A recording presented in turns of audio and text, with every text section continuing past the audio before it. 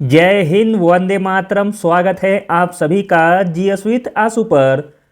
दोस्तों, आपके एग्जाम से पहले 30 क्वेश्चन का स्मार्ट और सुपर फास्ट रिवीजन यानी कि क्विक रिवीजन हम 10 मिनट के अंदर ऐसे 30 करंट अफेयर के प्रश्नों को देखने वाले हैं जो आपके एग्जाम में 4 चांद लगा दिया जाएगा। चलिए स्टार्ट करते हैं। 30 क्वेश्चन आप सभी के नाम। पहला प्रश्न है, हिमालय में पाए जाने वाले किस जीव को भारतीय खाद्य सुरक्षा और मानक प्राधिकरण ने फूड एनिमल का दर्जा प्रदान किया है? तो दोस्तों, वह एनिमल का नाम है याक। Option number B. अगला प्रश्न है, वह भारतीय राज्य जिसने दुनिया की पहली ड्रोन मध्यस्थता पशु टीकाकरण सेवा शुरू की है? तो दोस्तों, वह भारतीय राज्य का नाम है Arunachal Pradesh. Option number D. अगला प्रश्न देखते हैं, इंपॉर्टेंट प्रश्न है, किस बॉलीवुड अभिनेता को भारतीय निर्वाचन आयोग ने अपना राष्ट्रीय आइकन घोषित किया है? तो दोस्तों, वह अभिनेता का नाम है पंकज त्रिपाठी। ऑप्शन नंबर सी।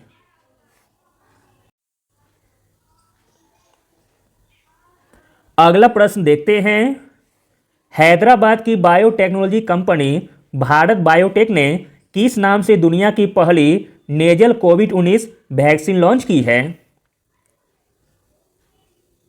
हैदराबाद की बायोटेक्नोलॉजी कंपनी ने भारत बायोटेक ने जिस नाम से दुनिया की पहली नेजल कोविड-19 वैक्सीन लॉन्च की है, वह वैक्सीन का नाम हो जाएगा इनकोव double C. Option number D. Last में डबल सी है, याद रखिएगा बस।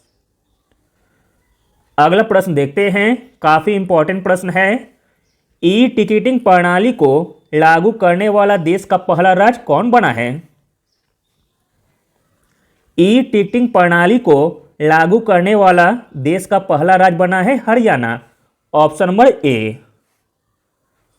अगला प्रश्न देखते हैं, मोस्ट इंपॉर्टेंट प्रश्न है, भारत के पहले अंतर्राष्ट्रीय बौद्ध विश्वविद्यालय धम्मदीपा का शिलान्यास कहाँ किया गया है?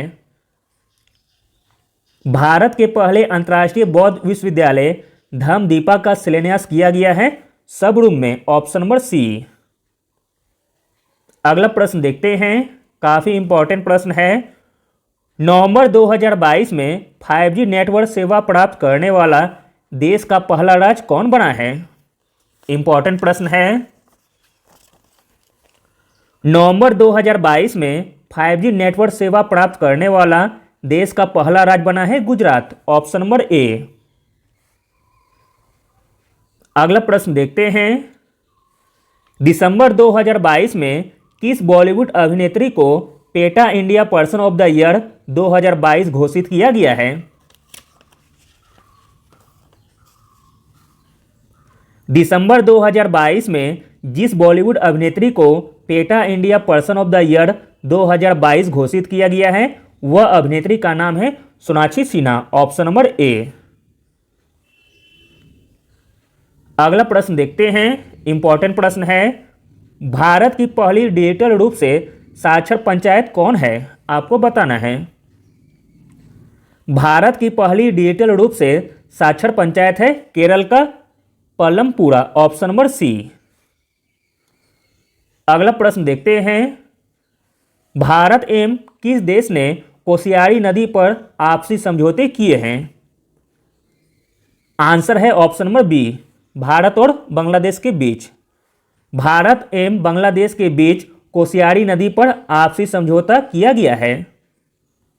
अगला प्रश्न देखते हैं, WHO global centre for traditional medicine की आधारशिला निम्नलिखित में से कहाँ रखी गई है? इंपॉर्टेंट प्रश्न है, WHO global centre for traditional medicine की आधारशिला रखी गई है जामनगर में। Option number B. अगला प्रश्न देखते हैं, डॉक्टर टेड्रोस घेब्रेयेसस निम्नलिखित में से किस संस्था के महानिदेशक हैं? आंसर है ऑप्शन नंबर सी, WHO के।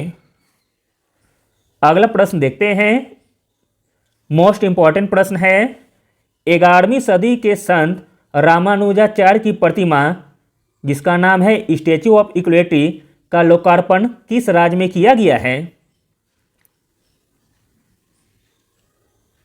आंसर है ऑप्शन नंबर सी, तेलंगाना में।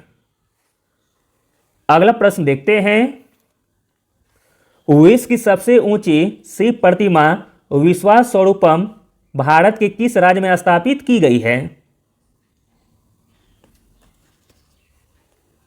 विश्व की सबसे ऊंची शिव प्रतिमा विश्वास स्वरूपम भारत के जिस राज्य में स्थापित की गई है वह राज्य है Rajasthan, option number A. Important प्रश्न है। चलिए आगे देखते हैं, स्वदेश निर्मित देश की पहली यात्री विमान कौन सी है? स्वदेश निर्मित देश की पहली यात्री विमान है डोर्नियर 22-8, ऑप्शन नंबर डी। अगला प्रश्न देखते हैं, देश में निर्मित पहला विमानवाहक युद्धपोत INS विक्रांत का निर्माण किया गया है। इंपॉर्टेंट प्रश्न है, आपके एग्जाम में पूछा जा सकता है। देश में निर्मित पहला विमानवाहक युद्धपोत INS विक्रांत का निर्माण किया गया है कोचिन शिपयार्ड लिमिटेड, कोची के द्वारा, ऑप्शन नंबर बी। अगला प्रश्न देखते हैं, भारत की 15वीं राष्ट्रपति श्रीमती द्रौपदी मुर्मू का जन्म किस राज्य में हुआ था?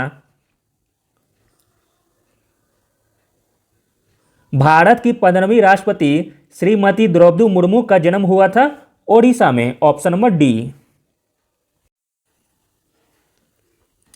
अगला प्रश्न है, जम्मू कश्मीर विधानसभा सीटों के पुनर्परिसीमन हेतु किसकी अध्यक्षता में एक समिति का गठन किया गया था?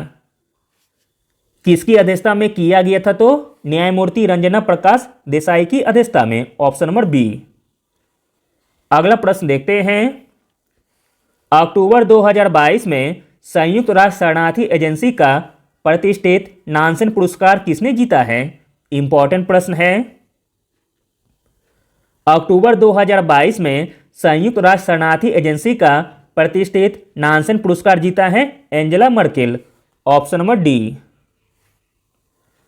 अगला प्रश्न देखते हैं, 2022 में किसानों को बीज वितरित करने के लिए ब्लॉकचेन प्रणाली का उपयोग करने वाला पहला राज्य कौन सा राज्य बन गया है? इंपॉर्टेंट प्रश्न है। 2022 में किसानों को बीज वितरित करने के लिए ब्लॉकचेन प्रणाली का उपयोग करने वाला पहला राज्य बन गया है झारखंड, ऑप्शन नंबर डी। अगला प्रश्न देखते हैं, 7 अप्रैल 2022 को संपूर्ण विश्व में मनाए गए विश्व स्वास्थ्य दिवस का थीम क्या था? काफी इंपॉर्टेंट प्रश्न है। 7 अप्रैल 2022 को संपूर्ण विश्व में मनाए गए विश्व स्वास्थ्य दिवस का थीम था हमारा ग्रह हमारा स्वास्थ्य, ऑप्शन नंबर सी। अगला प्रश्न देखते हैं, अप्रैल 2022 में पहला लता दीनानाथ मंगेशकर पुरस्कार किसे प्रदान किए जाने की घोषणा की गई है? इंपॉर्टेंट प्रश्न है क्योंकि पहला है। तो दोस्तों इसका राइट आंसर हो जाएगा option number C, Narendra Modi ji को। अगला प्रश्न देखते हैं, किस राज्य के पारंपरिक वायु संगीत वाद्य यंत्र नरसिंहपेट्टई नागस्वरम को भौगोलिक संकेत यानी कि GI टैग प्राप्त हुआ है? तो दोस्तों वह राज्य है तमिलनाडु, ऑप्शन नंबर सी। अगला प्रश्न देखते हैं, इंपॉर्टेंट प्रश्न है, भारत की पहली स्टील सड़क का निर्माण किस शहर में किया गया है? भारत की पहली स्टील सड़क का निर्माण किया गया है सूरत में, ऑप्शन नंबर ए। अगला प्रश्न देखते हैं, 22 अप्रैल 2022 को संपूर्ण विश्व में मनाए गए विश्व पृथ्वी दिवस का मुख्य विषय क्या था? 22 अप्रैल 2022 को संपूर्ण विश्व में मनाए गए विश्व पृथ्वी दिवस का मुख्य विषय था invest in our planet, option number D. अगला प्रश्न देखते हैं, 2022 संयुक्त राष्ट्र पर्यावरण कार्यक्रम के द्वारा किसे प्रतिष्ठित champions of the earth life time achievement award 2021 प्रदान किए जाने की घोषणा की गई है? आंसर है option number C, sir David Attenborough को। अगला प्रश्न देखते हैं, अप्रैल 2022 में मीडिया फाउंडेशन के द्वारा वर्ष 2021 का उत्कृष्ट महिला पत्रकार का चमेली देवी जैन पुरस्कार किसे प्रदान करने की घोषणा की गई है? आंसर है ऑप्शन नंबर डी, आरिफा जोरी को।